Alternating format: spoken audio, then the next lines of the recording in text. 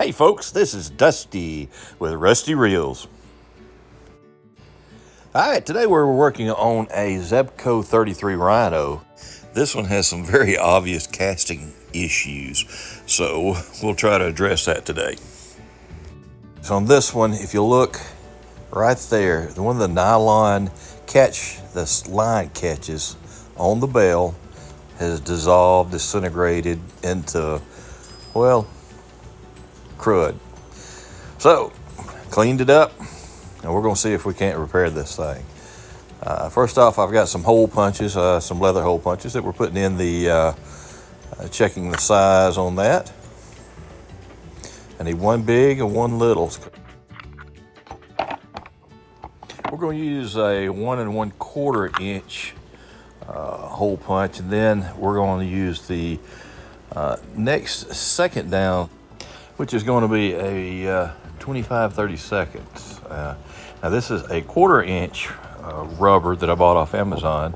It's just a regular rubber that you'd find anywhere that you use for gaskets or whatever. I punched my hole out, and then I used the 5/8 inch drill bit and drilled a hole, and I screwed in a bolt and screwed the bolt on, and I used that bolt and put it in my drill to hold the gasket that I'm working on.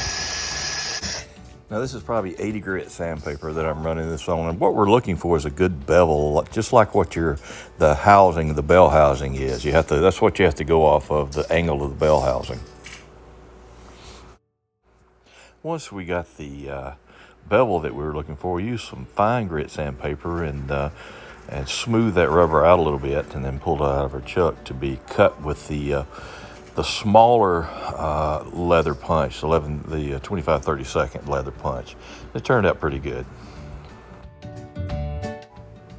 I scuffed up the bottom of the little grommet that we made, and scuffed up the top of the bell housing, the bell, and applied just regular super glue. Now super glue, I may have done better using some super glue gel, or maybe even some epoxy may have held it better, but we're going to give this a shot and see how it turns out.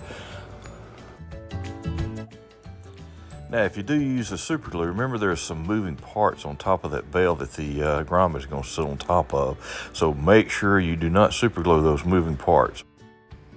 And this is your final product. Looks like a pretty good fit. Now, take the front cover and place it on the reel, and make sure you've got good contact and that you can press the button in.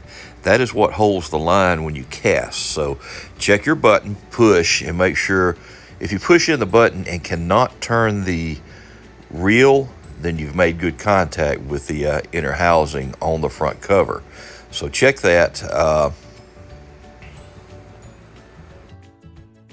All right, you can also check the inside of your cover to see exactly where you're making contact, and making sure you have good contact all the way around, so that line will catch there and stop.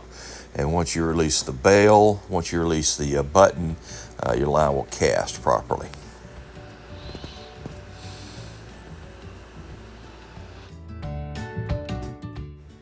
And when you put these pieces back together, make sure you line the hole on the very bottom.